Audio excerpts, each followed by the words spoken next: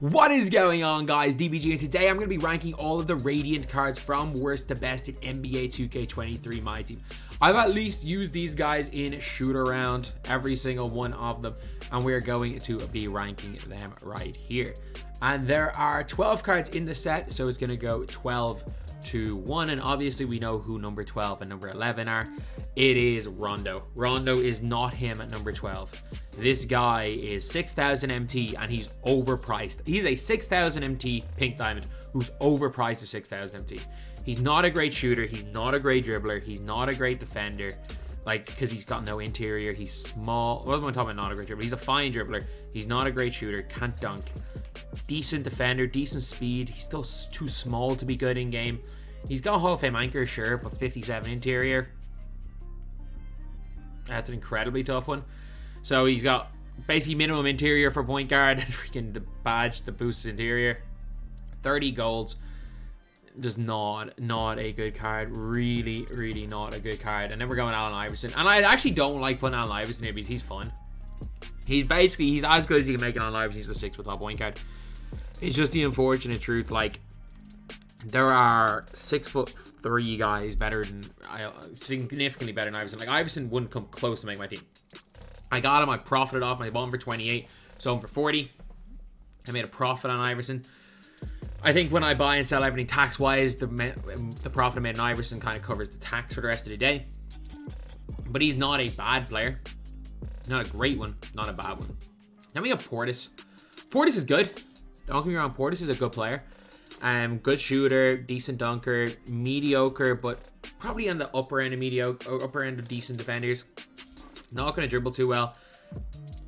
Obviously, the guy's got range, drop stepper, 27 goals.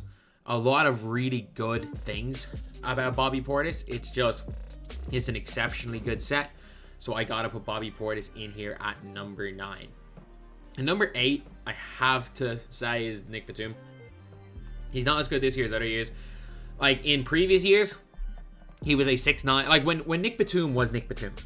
Like, when he was that guy in 2K20 and 2K21, he was a 6'9" shooting guard in 20 and a 6'9" point guard in 21 with a way better release than he has this year. Way better dribbling. He's just fine. He is just objectively fine. A little better than Portis. He's fine in every stat. Some really nice defensive badges. Decent shooting. He is a perfectly fine small forward to run. I'm not going to hype the guy. I'm not going to gas up the guy. But, like, he is a perfectly fine small forward to run. And that is why he is in here at number 9. Number 9 this list? Yeah, so 12, 11, 10. He's in here at number 9. At number 8, I'm going all the way up to ISO Joe. The most disappointed I have ever been in a MyTEAM card. Like, you'll see it in my gameplay tomorrow. His release is just so slow. He should be so good. I was so looking forward to him. And ironically, he's got like all god tier offensive stats, mediocre defensive stats with all gold defensive badges. The best part about Joe Johnson is his defense. He still gets, because of his big player build, he loses stamina very quick. He's clunky. When he's even moderately tired, that release is so slow. Look, he's not that guy. I wish he was. I wish he was that guy. Joe Johnson was one of my favorite, should be one of my favorite players. I loved Joe Johnson last year. If you guys don't know, man, I love that Dark Matter Joe Johnson. He was one of my favorites. And I don't even mind Joe Johnson's dribbling. Like, I think it's okay. The Kyle Lowry size up. That Ingram release, though, this year is not it. It's just not it. Vince Upper makes it easy to green, but it's just so slow that I have to put Joe Johnson, surprisingly, in here at number 8. At number 7, I'm going to put in Mike D'Antoni. A little bit small, but D'Antoni can cook, man. He's got that Steph Curry base, which is unbelievable. He's still got a good upper as well as that. Good ball handle. Not great defender. I don't know. He's like Curry without the Curry slide, basically. You got all the perfect shooting badges, decent defensive ones, and I don't know, maybe I'm gassing it putting him ahead of Joe Johnson, but man, from my experience, Mike D'Antoni's been better than Joe Johnson. I'm not gonna lie. So we have him in at number 7.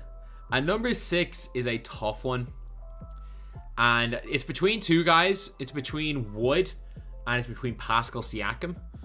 I'm gonna go with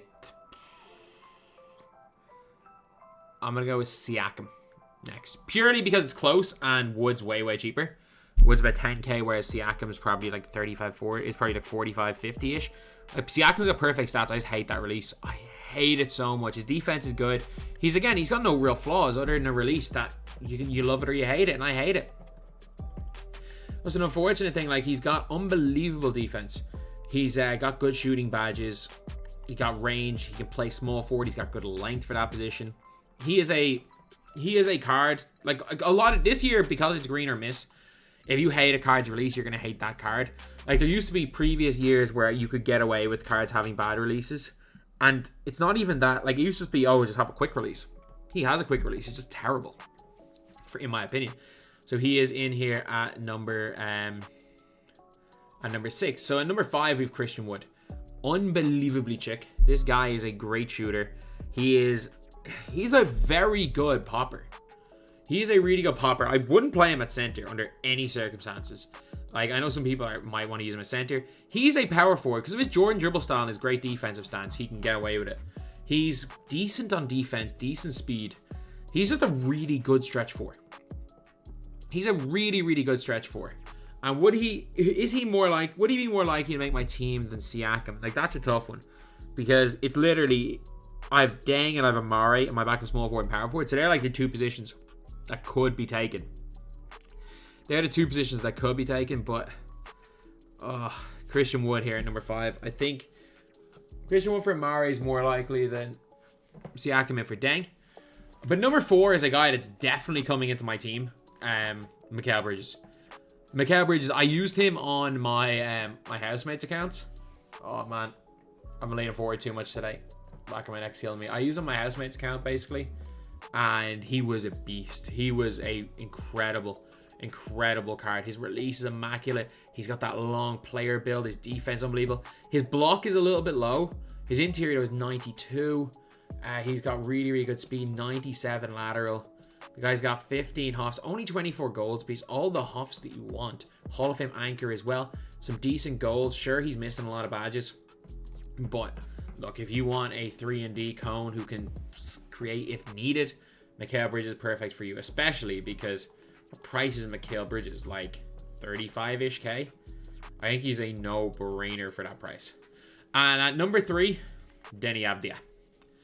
Deni Avdija, the 6'9" point guard, 96-97. Unbelievably good shooter. Like, he's got a really good shot. The problem is he can't hold range. That is literally his only flaw. He is a good dunker. He's a good defender. He's fast. Lateral leaves a bit to be desired. But he's got like bully, posterizer, catch and shoot. He's got clamp breaker, quick first step. He's got clamps. He's got every badge you need other than range. I do wish he could hold range. If he could hold range. But like, for me, you can make, I think most people wouldn't. For me, my point guards, I have Magic 1, Deni 2. For me, it's Magic 1, Deni 2, Simmons 3. I know some people would go Ben. I've seen arguments of Ben's better than Deni better than Magic. I've seen a lot of Deni versus Magic. Deni better than Magic. I think it is preference. For me, I take Deni over all of them. I take Deni over all of them. I don't care. That is how high I rate Deni. But it doesn't matter because number 2 is David Robb. Number 1A, 1B. I'm torn on this one, man.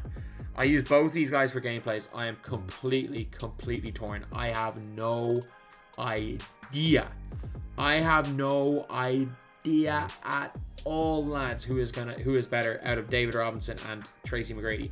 I'm gonna say Tmac above D-Rob for now, but when I'm making my top 100 list, I might swap it because there are a lot of good 2 guards in this game. There are a lot of good 2 guys in this game, and a power forwards, I don't think anyone even comes close to D-Rob.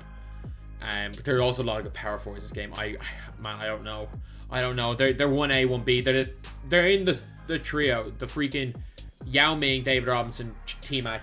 One of those 3 is the best player in the game, and obviously these are 2 of those 3s.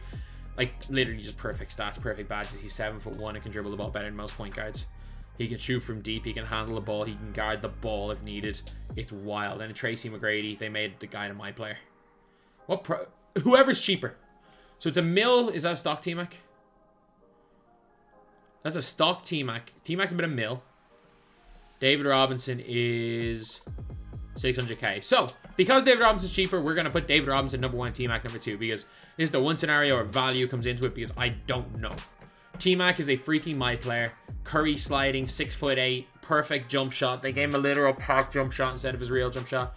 They are literally end-gamifying cards already. It's crazy. We are not even in March and cards are getting end-gamified, lads. And like, you might be saying, oh, but we got Luka around this time last year. Man, 2K didn't know Luka was Luka. Nobody knew that Luka was going to be uncontestable. 2K know that they've literally just released 2 different versions of freaking Thanos right here. So anyway, yeah, that is the video. At number 12, we got Rajon Rondo. At number 11, we got Allen Iverson. At number 10, we got Bobby Portis. At number 9, we got Nick Batum. At number 8, we got Joe Johnson. Number 7, we got Mike D'Antoni. Number 6, we got Siakam. Number 5, we got Christian Wood. 4, we got Mikal Bridges. 3, we got Deni Avdija. And then 1A, 1B, David Robinson and T-Mac. And because he's cheaper, we're going to go 1 David Robinson and 2 Tracy McGrady and 1 David Robinson. Anyway, that's the video. Thank you guys for watching. Please like, comment, and subscribe.